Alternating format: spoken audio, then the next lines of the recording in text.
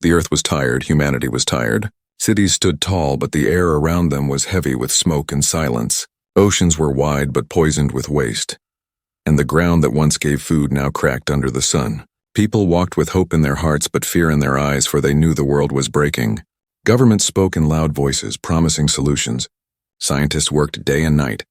But the truth was clear to all. Humanity had reached the edge of survival. There were too many mouths to feed, too many problems to solve, too many wars that drained the future. In secret halls and hidden labs, leaders made one last choice. A choice born from desperation. They decided to send a message into the stars. It was not a simple greeting. It was not a scientific experiment. It was a cry for help. A distress call that carried the weight of the entire species. The message was simple. It carried no pride, no arrogance, only truth. It said that humanity was dying. It said that if any being out there could hear them, they needed help. It said that Earth was burning, and its children were afraid. The signal was launched with ancient satellites and new technology combined. It was boosted by every station and tower that still worked. It traveled with speed, faster than light could not go, but still faster than Earth's patience could hold. And then all they could do was wait. Days passed, then weeks, then months. The world turned. But the skies gave no answer. People laughed at the idea, saying no one would come. Some feared that if someone answered, it would not be a friend, but an enemy, yet deep inside. A few hearts kept believing. Children asked their parents if someone would save them. And the parents had no words, only silence. The news stations stopped reporting about the signal, calling it a waste of time. But the scientists, tired and broken, still listened every night, their ears tuned to the endless sea of stars. Then one night something happened in a small station far from the great cities. A lonely technician noticed a change in the waves. It was faint, almost nothing, but it repeated again and again, not random, not natural. It was a signal. At first, the world ignored it, thinking it was just noise, but soon, other stations confirmed it. The message was real. Something out there had answered. The sound was strange, unlike any known language. It echoed like whispers mixed with thunder, but hidden in the noise was order, a pattern, a code, and then slowly it shaped itself into words. Words in a voice humanity could understand. The voice was deep, calm, and timeless. It spoke with certainty. It spoke as if it had always been there, waiting, and it said only one thing. "We heard you." The world froze. Leaders stopped their endless arguments. Scientists dropped their tools. Children stared at the skies. Humanity had sent a cry for help, and something had answered. But joy did not follow. Fear did, because the question was not only who had answered, but what. No one knew if this was a friend or a predator. No one knew if this was salvation or doom. Military forces prepared their weapons. Nations raised their guards while people prayed for a miracle. The voice repeated only once more, then fell silent. "We heard you." The silence that followed was louder than war. Humanity had never felt so small, so exposed. The universe was no longer empty. It was listening, and something out there was coming. Around dinner tables, people whispered. Around streets, crowds gathered. Some believed hope had returned. Others feared the end was near. Yet everyone agreed on one thing. The world had changed forever. For the first time in history, humanity was united not by choice but by fear and wonder. They had reached into the dark and found something waiting. Now they had no power to stop what was coming. The night sky looked the same, but it was not the same. Every star carried a question. Every shadow carried a threat. The distress call had been answered, but not by anyone humanity had expected. And so Earth waited, holding its breath, praying that the one who had heard their cry was a savior and not a destroyer. Humanity had opened the door to the unknown, and now they would discover what waited on the other side. The world did not sleep after the signal. People stayed awake under the night sky, staring at the stars as if they could see the answer coming. Scientists worked without rest. Governments whispered in secret rooms, and children asked the same question again and again. Who is coming for us? For weeks the skies remained quiet. The strange voice that said, "We heard you," did not return. Yet in every corner of Earth people felt it, a tension. A silent drumbeat that grew stronger with every sunrise. Humanity was waiting for something beyond their imagination. Then one morning, astronomers in the mountains saw it first. Their telescopes caught a shadow moving at impossible speed, a shape that bent light around it. It was not a star, not a comet, not a ship built by human hands. It was something else, something alive with power. The object entered the solar system with a silence that felt louder than thunder. It moved past the outer planets as if they were pebbles. No fuel trails, no engines, no signs of technology. Yet it traveled faster than any known vessel. Scientists called it impossible. But their instruments showed only truth. News spread like fire, fear spread faster. The governments told people to remain calm, but no words could stop the trembling. Humanity's distress call had been answered, and now the answer was arriving. The object slowed as it neared Earth, and then it stopped, not near the moon, not in orbit like human satellites, but in the blackness just beyond, hanging as if the laws of gravity did not matter to it. Its size was greater than any city, yet it looked both ancient and alive. Its surface shifted like waves frozen in time, glowing with colors no human eye had ever seen. For hours it did nothing. It simply waited. People on Earth filled the streets, staring up at the sky, though they could not see it. Only knowing it was there, governments debated. Should they attack? Should they welcome? Should they stay silent? The world had never been so united in fear. Then, without warning, the voice returned.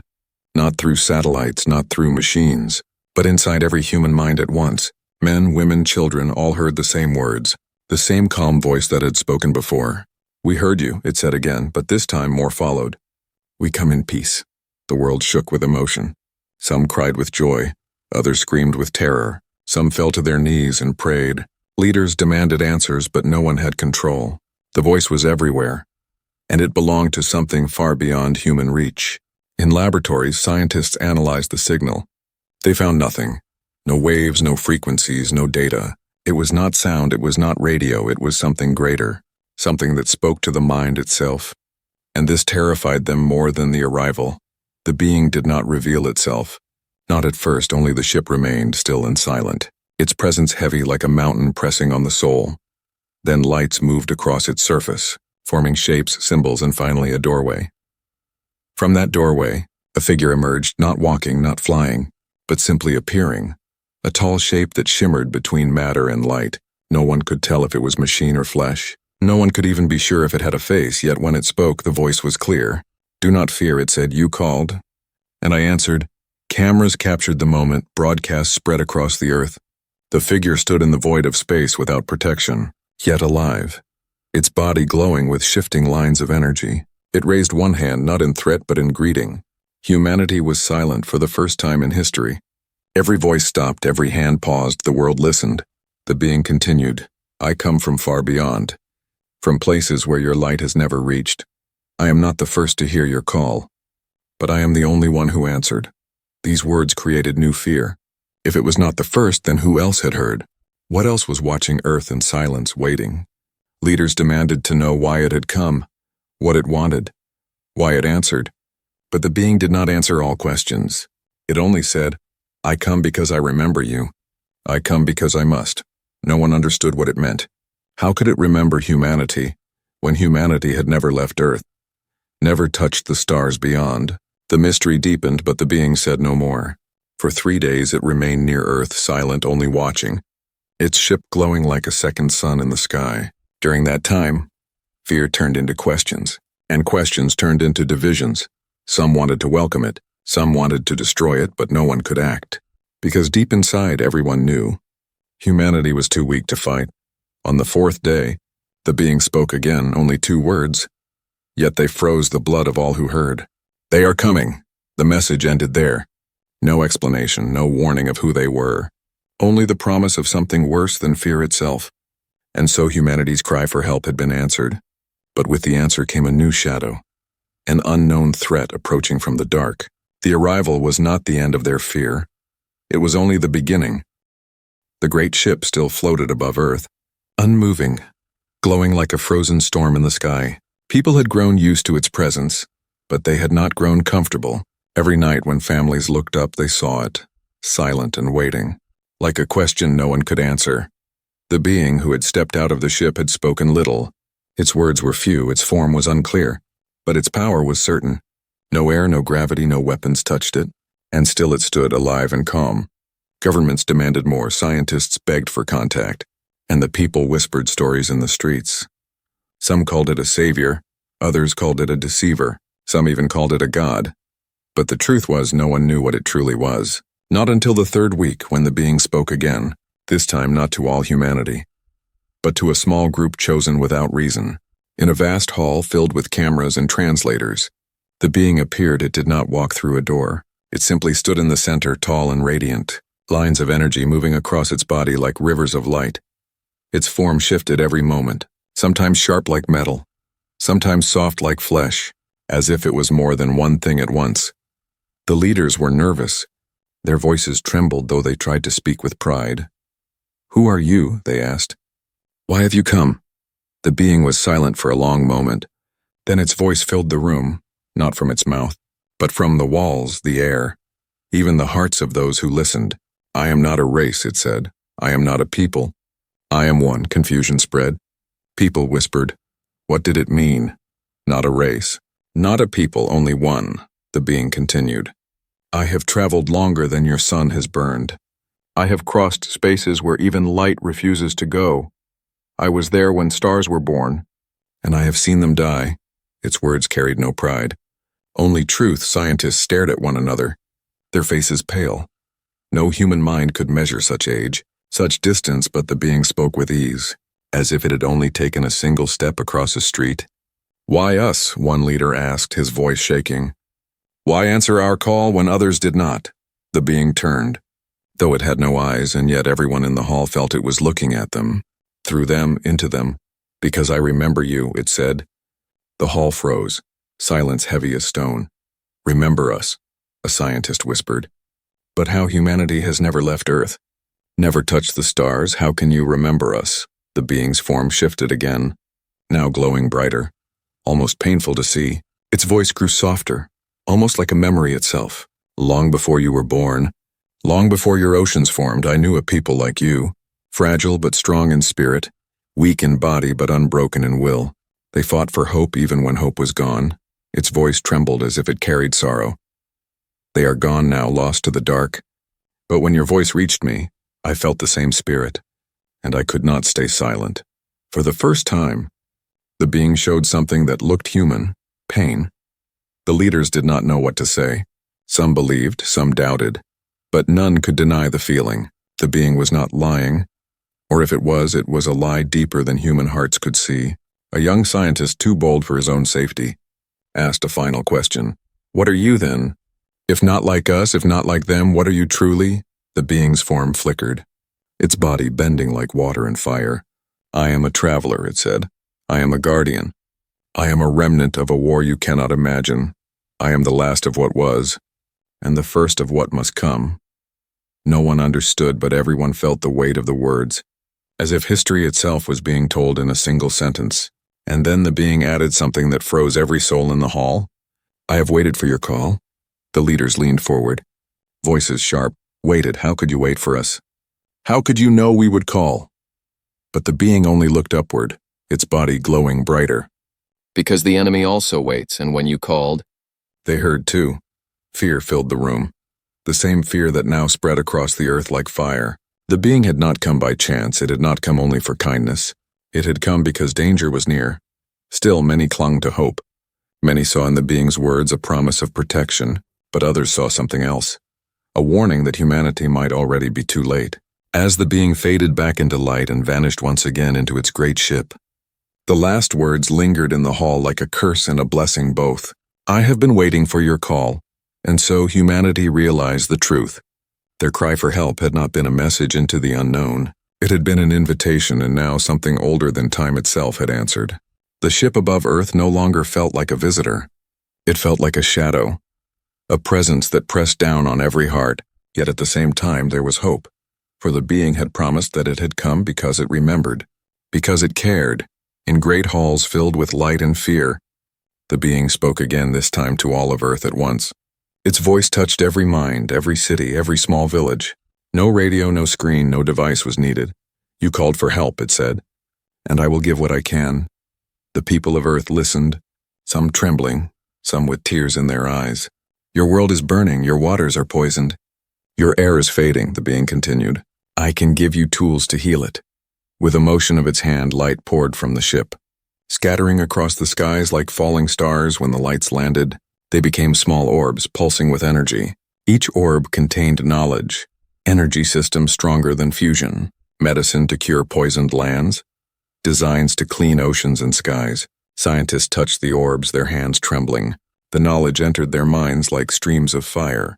Blueprints formed before their eyes, technology beyond their wildest dreams. It was as if humanity had been given the keys to survival. For a brief moment, joy swept the world.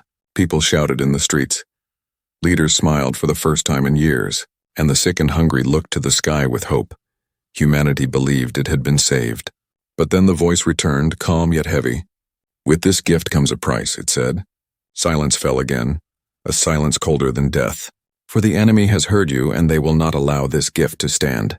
The leaders shouted questions. Who was this enemy? Where did they come from? Why did they want to stop humanity? But the being did not answer in full. It only said that they are old, older than me. Older than the stars, you know, they are destroyers. And they hunger for silence. The fear returned. Sharper than before, the gift was no longer only salvation. It was also a signal. A fire that would draw predators closer. In hidden rooms, generals prepared for war. They argued if they should destroy the orbs, fearing they were traps, but the scientists defended them, swearing the knowledge was pure. It could save billions. The world divided once more. Some cried that the being was a liar, a trickster giving poison disguised as hope.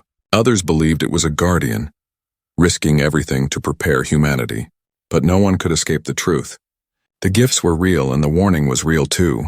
That night in cities across the earth, the orbs glowed in laboratories and homes, spreading energy that could light entire nations. Children touched them and felt warmth. The sick touched them and felt strength. The people believed again, but in the skies the ship still glowed. Silent and watchful, the being spoke once more, its voice softer now as if it carried sorrow. I do not give because you are strong. I give because you are fragile. You must learn to stand before the storm, for I cannot protect you forever. The words shook the world. If this being so powerful, so ancient, could not protect them, then what kind of enemy was coming? What kind of shadow loomed beyond the stars? Some leaders begged the being to fight for them, to destroy the enemy before they came. But it only shook its head. It is not my war, it said. It is yours. I can stand beside you, but not in your place. The truth was bitter. Humanity had been given a chance, but not a savior. It had been given weapons to survive, but not a shield to hide behind. The choice would be theirs. The future would be theirs. And then, as the world wrestled with hope and fear, the being gave its final words for the day. Words that carved themselves into human memory. They are already on their way. The message spread like lightning. Every screen, every mind, every corner of Earth carried those words. Panic erupted, but so did unity for once. Humanity forgot its endless wars and divisions. The enemy was not each other. The enemy was something greater, something outside in the deep of night. Telescopes turned toward the stars, searching, waiting, fearing the shadows that would soon appear. Scientists worked faster than ever, building from the gifts. Soldiers trained with new weapons. Children prayed, parents held them close. And above them all the ship remained, its light glowing softly like a watchful guardian. But its silence spoke louder than words. It had given humanity the gift. It had given the warning. Now the rest was up to them. The people of Earth had cried for help, and help had come.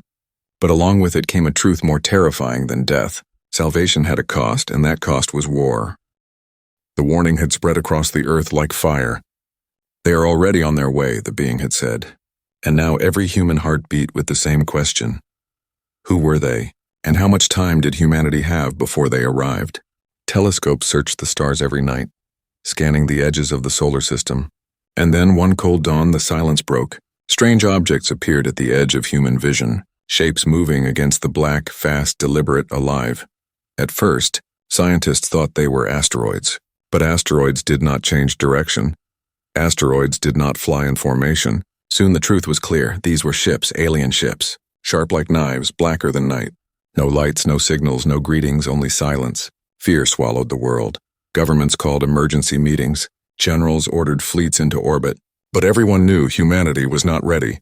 Their ships were small, their weapons weak, their courage strong but untested. The being's ship glowed brighter than before, its presence heavy like a shield above Earth. And once again its voice filled every mind. Do not fear, stand, and I will stand with you. The enemy ships moved closer, slipping past Neptune, sliding past Saturn, their speed unreal, their silence unbearable. And when they crossed the orbit of Jupiter, the first battle began.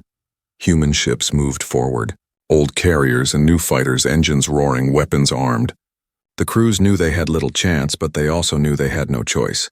They had to fight, even if only to slow the enemy. The first clash came without warning. The black ships opened fire. Beams of energy cut through space like blades. Human vessels shattered, their pieces drifting cold, no cries, no signals. Only silence where brave lives had been. Earth wept as it watched the screens. Families saw their children, their brothers, their fathers vanish in seconds. Humanity had entered its first true war among the stars. And the price was already too high, but then the being moved. For the first time since its arrival, the great ship opened. Light poured out like rivers, space bent around it, and reality itself seemed to twist.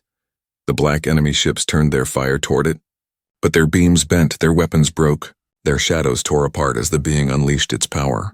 Not missiles, not guns, but pure energy that bent light and sound. One enemy ship was torn open like paper. Another collapsed into itself. Vanishing in silence, humanity watched in awe, their screens filled with impossible power. The battle raged on, human ships scattered, fighting with courage though they were small against the vast dark ships. And each time they were about to fall, the being stood between them and death, its light brighter, its form greater. But even with such power, the enemy did not stop. They did not retreat, they only pushed harder. Their ships came in endless waves, and with every strike the being grew weaker, its glow dimming as it fought. On Earth people prayed, cried, shouted. Some begged the being to destroy them all, but the being's voice came through, calm even in battle. I will not destroy them all. Not yet, this is your war too, you must rise. The words cut deep. Humanity wanted a savior, but instead it had an ally that demanded courage, not surrender.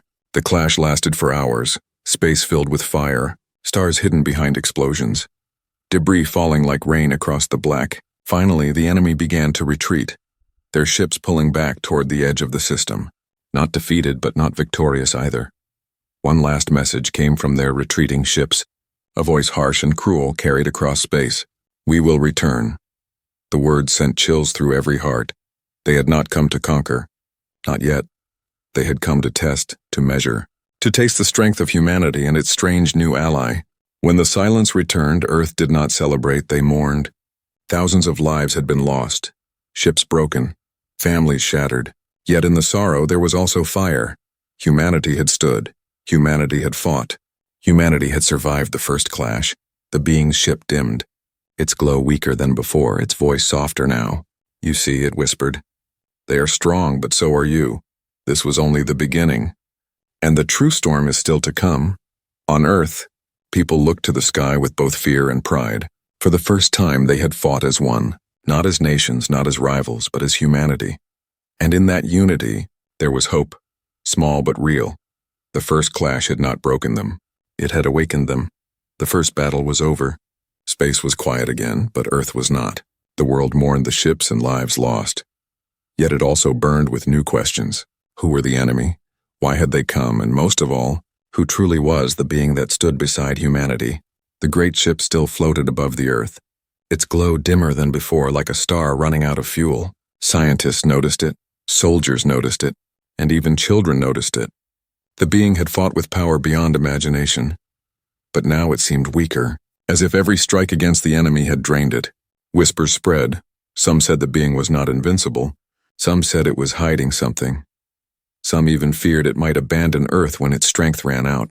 In a vast underground base, leaders gathered with the being once again, their voices heavy with questions.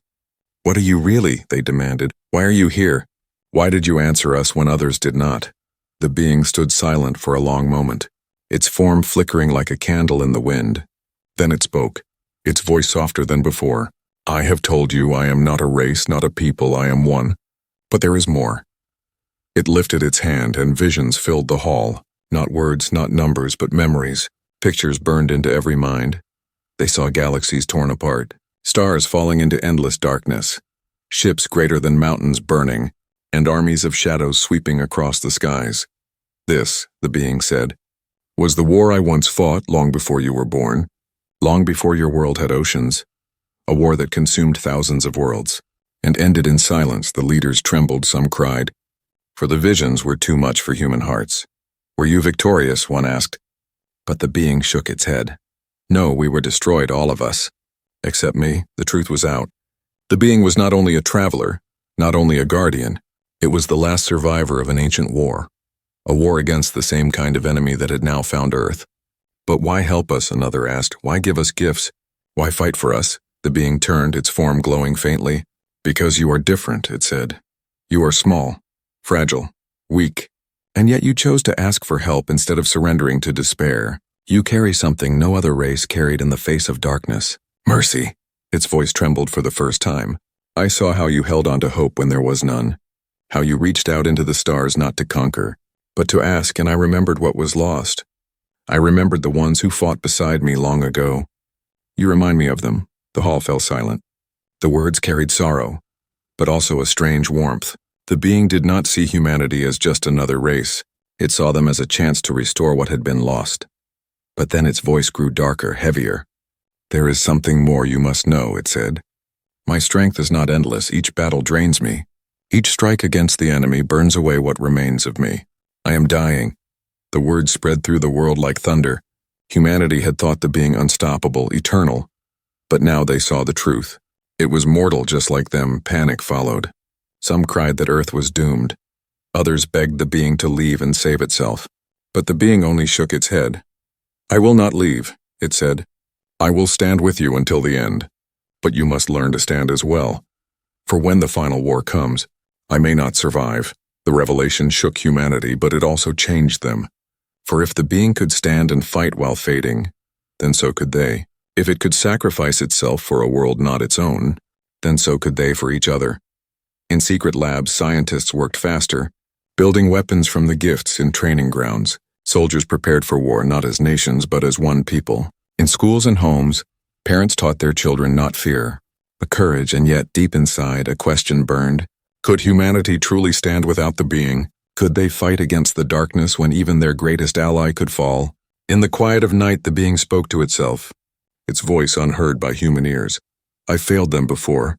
I will not fail again. Its form flickered like fading light. But if I must fall, let it be with them, not alone. The secrets were no longer hidden. Humanity now knew the truth. Their guardian was not a god, not unbreakable. It was a scarred survivor, carrying both hope and death within it, and so Earth prepared, knowing that the next battle would not be only for survival, but for legacy, for the chance to prove that even a fragile species could rise when the stars themselves turned dark. The being had given its gifts, it had given its warning, and now it had given its secret. Humanity's choice was clear. They could cower in fear, or they could stand, knowing the one who stood beside them was not immortal but still willing to fight. The world no longer asked if the enemy would return. They asked when. Telescopes searched the black skies day and night, and whispers spread through every street, through every home. The first clash had only been a warning. The real war had not yet begun. In the skies, the great ship still floated, dimmer now, its glow weaker. The being had given everything in the first battle, and though it still stood, all of humanity could see the truth. It was fading, yet even in weakness it remained above Earth like a silent guardian. Leaders gathered in vast halls, voices rising in fear and anger. We cannot win, some shouted. We must hide, others argued. We must depend on the being. It is our only chance, but there were those who spoke with fire. No, we must fight, not as separate nations, but as one people, united for the first time. The world trembled at the choice. To hide, to depend, or to rise, the being appeared before them once again, its form flickering like dying fire, its voice calm yet heavy. The enemy is near, it said. You must choose now. Will you wait for me to save you? Or will you stand beside me? The silence that followed was endless. Then a soldier spoke, his voice loud, his eyes filled with determination. We will fight. Others echoed the words, scientists, leaders, even children in the streets cried the same. We will fight. For the first time in human history, the world was united, flags lowered, borders forgotten. Enemies became allies, armies trained together. Scientists shared their knowledge, and the gifts left by the being became weapons and shields forged by human hands. Ships were built faster than ever before. Engines brighter, weapons stronger. Though still smaller than the enemies, they carried something no machine could measure. Courage. The day came sooner than expected. The skies filled with alarms. The enemy had returned, this time greater in number. Their ships spread across the edges of the solar system like a black storm, silent, endless, merciless. The people of Earth watched their screens, hearts beating fast, knowing this was the moment. The final war had come. Human fleets rose into the black, no longer only a handful of vessels, but hundreds, filled with men and women who knew they might never return. Yet they went with steady hands, for this was not only about survival, this was about choice, about proving that humanity could stand. The enemy moved first, beams of death cutting through the void. Human ships shook, fire spread, but they did not fall back. They pushed forward, answering fire with fire, courage with courage, and then the being moved. Though weak, though fading, it unleashed its light once again, bending space, shattering enemy lines. Standing beside the human fleet like a final star against the storm, the battle raged. Ships tore apart. Explosions lit the skies. Humanity bled, but humanity did not break. Every ship lost was met with another that rose forward. Every cry of despair was met with a cry of defiance at the heart of the battle. The being fought with all it had left, its form brighter than ever, burning itself to keep the enemy away. But with every strike, its body weakened. Its voice grew faint inside the human ships. Captains spoke the words that carried across the fleets. Do not fall back, fight beside it, for it fights beside us, and so they did. Humanity stood shoulder to shoulder with the being, fragile ships holding the line, fragile hands steering weapons of fire, fragile hearts beating louder than the silence of the enemy. The turning point came when the enemy unleashed their largest vessel, a ship the size of a moon, armed with weapons that could tear planets apart. The fleets trembled. Even the being faltered. But humanity did not retreat. They charged. The final clash was chaos. Light against dark, fire against silence. Human ships falling, the being burning brighter than ever. And then, with one last cry, the being unleashed all that remained within it. Its body shattered into light. Its voice echoed across every mind on earth and beyond. You called for help and I answered, now you must answer for others. The explosion tore through the void. The great enemy vessels split apart. Their fleets broke, scattered, and fled into the dark. Humanity had not only survived, they had won, but the being was gone. Silence followed, heavy and endless. Earth cried for the loss, but in the tears there was also fire. For the being had not died in vain. It had passed its legacy to them, and humanity had proven they could rise on Earth. Children looked to the skies and no longer saw only fear. They saw guardianship, they saw responsibility, they saw hope. Humanity was no longer just a fragile race hiding on one small planet. They were something greater. They had fought the darkness and stood. They had lost a friend older than stars but gained a future brighter than dawn. And in the silence of the void, where the being had once stood, humanity swore an oath not only to survive, but to answer when others cried for help.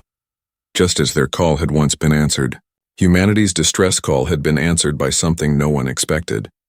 And in that answer, they had found their true strength.